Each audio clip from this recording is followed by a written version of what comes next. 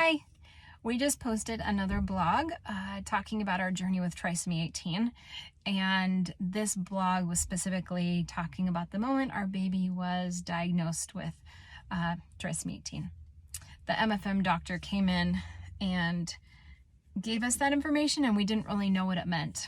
He also said it was a lethal fetal diagnosis, which we learned more about what that meant and just the ramifications. You would just think it would mean your baby is going to die, but it sounds like there is a lot more to our diagnosis.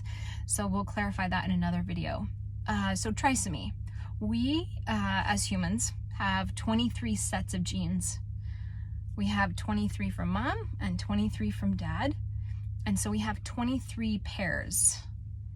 And if for some reason you get an extra gene on any of those 23 spots, it's called a trisomy. Most of them miscarry very early on.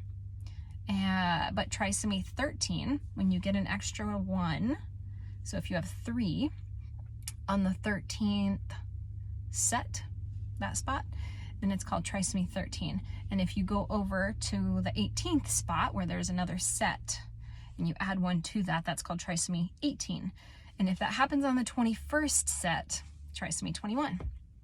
We all know trisomy 21. It's the most common. That's Down syndrome.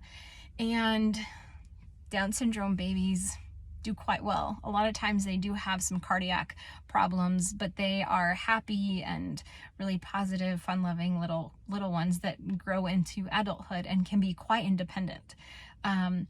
It really kind of makes me sad that a lot of trisomy 21 or Down syndrome babies are aborted or terminated, because they're, I think in New York, it's like 70 or 80% are terminated. But there are organizations out there specifically for adopting Down syndrome babies.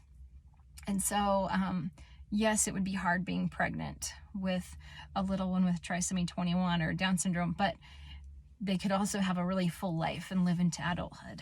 So that one's the most common. The second most common is trisomy 18. And these little ones, well, any of the trisomies can be diagnosed nowadays with the cell-free DNA testing around 10 weeks of pregnancy. But there's a lot more that can happen to babies that a genetic or physical. So a lot of times, I'm a midwife, so like in pregnancy you offer that, and a lot of times parents will think that that's the end all and be all of like finding out if something's wrong with your baby, but that's just not the case. So it's one way, and so you would find out, this is what you would find out if your baby was trisomy 13, 18, or 21. 21 has great outcomes. 18 and 13 tend to, what they will tell you is that a lot of times they will die in utero, so in your belly, before even birth, and that is just that's just part of it. And then if they do survive birth, which is what they say, then they would probably die within a few days up to a couple weeks after birth. There's kind of a small amount that will see their first birthday, and then a very tiny portion of those trisomy babies will live to their teenage years. So when they say that they're not compatible with life, or whatever language they were using, hopefully we're coming away from that, but it is life. And that's part of what I wanted to say too, is parents can have the choice. Oftentimes they're only told, like 70% are only told to have an induction or termination.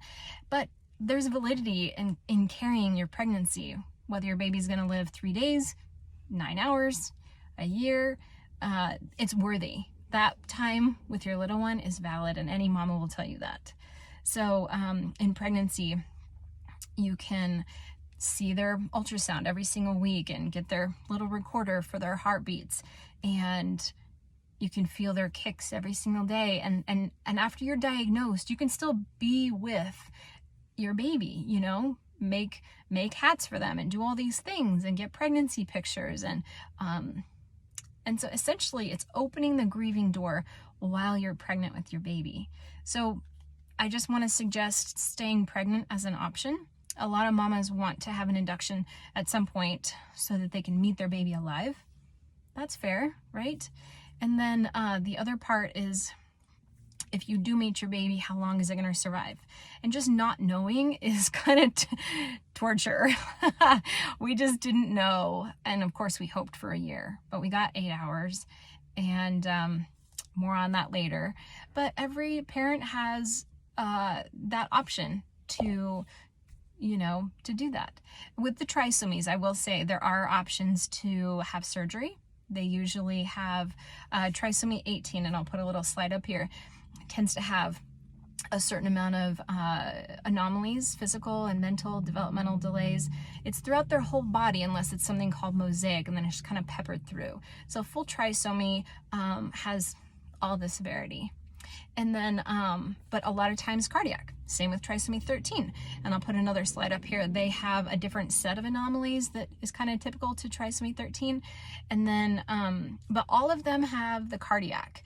And then if parents want, they should be allowed to have surgeries, right? But a lot of surgeons won't do surgery on trisomy babies because the outcome just isn't that great. If they survive surgery, then how long will they live? Maybe a year. Is it worth it?